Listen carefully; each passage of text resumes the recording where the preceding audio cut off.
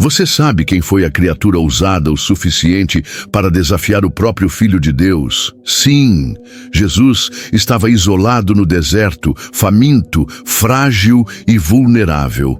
Foi exatamente nesse instante que alguém surgiu.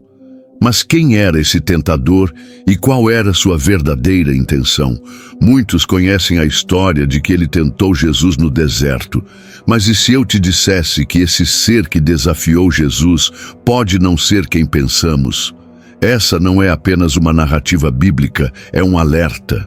Porque o mesmo inimigo que provocou Jesus ainda nos tenta a mim e a você todos os dias.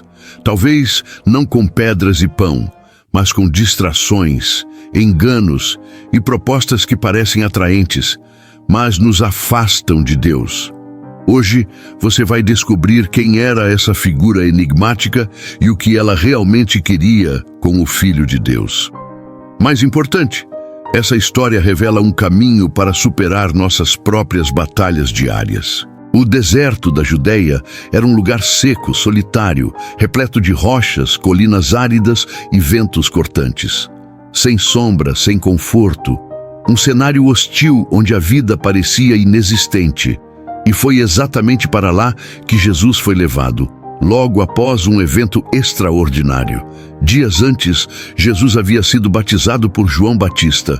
Naquele momento, diante de todos, algo impressionante aconteceu. O céu se abriu, o Espírito Santo desceu como uma pomba e a voz de Deus ecoou dizendo: "Este é meu Filho amado, de quem me agrado." Era o começo oficial do ministério de Jesus. Mas em vez de iniciar pregando, curando ou fazendo milagres, o Espírito o guiou ao deserto. Isso já nos diz algo, não é? Na Bíblia, o deserto sempre representou prova, preparação. Foi lá que o povo de Israel vagou por 40 anos. Foi lá que Moisés encontrou Deus na sarça ardente. E agora, Jesus também enfrentaria sua prova. Durante 40 dias e 40 noites, ele esteve lá, jejuando, sem comida, sem água, sem companhia. Apenas ele, a criação e a presença silenciosa do Pai. Mas Jesus não estava sozinho. Como veremos, no deserto, havia também a presença sutil de um inimigo à espreita, observando e esperando o momento certo para agir. Após 40 dias sem se alimentar, a fome chegou. O corpo fraquejou e a mente estava exausta. Foi nesse momento de fragilidade que alguém apareceu. Alguém que aguardou o instante perfeito. Alguém que conhece bem a humanidade. A tentação não veio no primeiro dia, mas no final, quando o corpo estava debilitado e as emoções à flor da pele. Foi no auge do desgaste que o tentador entrou em cena. Mas quem era ele, afinal? Era apenas uma força maligna, um símbolo, um espírito, ou havia algo mais por trás desse encontro? Para compreender, precisamos descobrir quem teria a audácia de desafiar o Filho do Deus vivo. O ser que surgiu no deserto para tentar Jesus não era qualquer criatura, não era um espírito comum, nem um demônio qualquer. Tinha de ser alguém com grande inteligência, autoridade e domínio das Escrituras. Mas então, quem era ele? A Bíblia o chama de tentador, Satanás. Mas e se eu te dissesse que há a possibilidade de que essa criatura não fosse exatamente quem pensamos? Lembra quando perguntei quem, em sã consciência, ousaria desafiar o Filho de Deus? Há um ser que teve essa ousadia. Ele se rebelou contra o próprio Deus. E tenho certeza de que você o conhece: Lúcifer. Sim, Lúcifer, o anjo que caiu do céu, aquele que era um dos mais belos e sábios da criação. Isaías 14 e Ezequiel 28 descrevem um ser exaltado, cheio de esplendor, que quis ser como Deus e por isso foi expulso. O nome Lúcifer, que significa portador de luz, passou a ser ligado ao maior adversário do Criador. Muitos estudiosos acreditam que Lúcifer e Satanás são a mesma entidade. Lúcifer era um anjo magnífico, sábio e astuto. Mesmo após sua queda, ele não perdeu seu conhecimento ou inteligência. Se ele teve a coragem de enfrentar Deus, o que o impediria de desafiar Jesus no deserto? Afinal, ele já caiu e sabe que sua derrota é certa. Tentar Jesus não traria consequências piores do que ele já enfrenta. Então, seria Lúcifer o tentador de Jesus? A resposta mais aceita é sim, pois Lúcifer, após a queda, tornou-se Satanás, o adversário, sem perder sua habilidade de enganar. Agora, ele usa isso contra Deus e a humanidade. Quem mais teria conhecimento e ousadia para confrontar Jesus com versículos da própria palavra de Deus? Teólogos acreditam que foi Lúcifer, o mais astuto e perigoso dos anjos caídos. E mais, ele não apareceu com chifres ou rabo. Essa imagem de Satanás é uma criação popular. Na Bíblia, não há menção à sua aparência. Pelo contrário, ele age de forma sutil, quase imperceptível. Satanás não precisa de uma forma física para atuar. Ele opera na mente, nos pensamentos, nas dúvidas. É assim que nos atinge. E o que torna isso ainda mais perigoso é que muitas vezes a tentação vem disfarçada de sabedoria, com a aparência de algo bom, mas com a intenção de nos afastar de Deus. Curiosamente, ele apareceu quando Jesus estava mais fraco fisicamente. Isso nos mostra que o inimigo sempre age nos momentos de vulnerabilidade. Ele espera, observa, calcula, mas algo ele não previa. Jesus, mesmo fraco no corpo, estava forte no espírito, porque conhecia a verdade. E quem conhece a verdade não é enganado. O mais fascinante: o tentador que surgiu no início do ministério de Jesus é o mesmo que tentou Adão e Eva no Éden, o mesmo que enganou tantas pessoas ao longo da história e que ainda tenta nos afastar de Deus. Mas, diferente de Adão, Jesus resistiu, enfrentou o tentador e nos mostrou como vencer. Agora que sabemos quem era o inimigo, precisamos entender como ele agiu, quais foram as tentações e por que continuam perigosas. Primeiro, o tentador questiona a identidade de Jesus, dizendo: "Se és o Filho de Deus, faze com que estas pedras se tornem pão." Note, ele não diz: "Estás com fome? Come." Não, ele começa com um "se", lançando dúvida. É assim que age conosco, tentando nos fazer duvidar de quem somos em Deus. Jesus estava faminto, e transformar pedras em pão seria simples. Mas o problema não era o pão, era a intenção por trás do pedido. O inimigo queria que Jesus usasse seu poder para si mesmo, fora da vontade do Pai. Quantas vezes somos tentados a resolver tudo por conta própria? A primeira tentação fala do desejo da alma, da busca por alívio imediato, mesmo que isso custe nossa comunhão com Deus.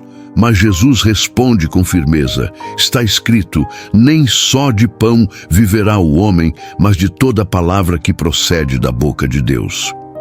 Em outras palavras, não é só o corpo que precisa de alimento, a alma precisa da palavra. Na segunda tentação, ele leva Jesus a um lugar elevado, mostra os reinos do mundo, seus prazeres e glórias, e diz: tudo isso te darei se me adorares. Essa proposta é assustadora. O inimigo oferece poder, fama, domínio em troca de adoração. Mas repare, o que ele oferece não lhe pertence. Ele negocia com promessas vazias, oferecendo o mundo, mas entregando prisão espiritual. Essa é a tentação do orgulho, da ambição. Ainda hoje, muitos trocam a alma por status, dinheiro ou uma ilusão de sucesso. Jesus responde com a palavra: ao Senhor teu Deus adorarás e só a Ele servirás. Na terceira tentação, ele leva Jesus ao ponto mais alto do templo em Jerusalém e diz: se és o Filho de Deus, lança-te daqui, pois está escrito que os anjos te sustentarão. Desta vez, Satanás cita o Salmo 91. Veja só, o inimigo usa a Bíblia para tentar manipular Jesus. Ele conhece as Escrituras e tenta usá-las contra nós. Essa é a tentação da vaidade espiritual. de querer se exibir, de testar Deus como se precisássemos de provas para crer. Mas Jesus responde: também está escrito, não tentarás o Senhor teu Deus. Após a terceira tentação, algo poderoso acontece. Satanás é derrotado sem argumentos. A Bíblia diz que ele se afastou de Jesus por um tempo. Lucas 4:13. Ele recuou, mas não desistiu, buscando outro momento. Isso nos alerta que a tentação é persistente. Pode passar hoje, mas retorna amanhã. Por isso, precisamos estar vigilantes. Após as tentações, Jesus venceu. Mesmo fraco fisicamente, permaneceu firme espiritualmente. Naquele momento, anjos vieram e o serviram com comida e bebida. Fortalecido, Jesus saiu do deserto e iniciou seu ministério, pregando, curando, libertando. Mas a base disso foi construída na solidão, naquela luta invisível. Antes de vencer o mundo, Jesus venceu o inimigo em segredo. Cada tentação revela um padrão que se repete até hoje, semelhante ao usado com Eva no Éden: o desejo da carne, dos olhos e o orgulho da vida. Mas Jesus nos mostrou que é possível vencer com a palavra, sabendo quem somos e confiando no Pai, mesmo no deserto. Essa história não é só sobre Jesus, é sobre nós. Se até o Filho de Deus foi tentado, quem somos nós para achar que escaparemos? Mas ser tentado não é pecado. Jesus passou por isso e nos mostrou que a vitória está em como respondemos. Há momentos em que ninguém vê nossa luta, quando a fé fraqueja e o cansaço toma conta. É aí que o inimigo sussurra: você não é forte o suficiente. Não é quem Deus diz que é. Por que esperar em Deus? Mas Jesus respondeu com a palavra simples e direta.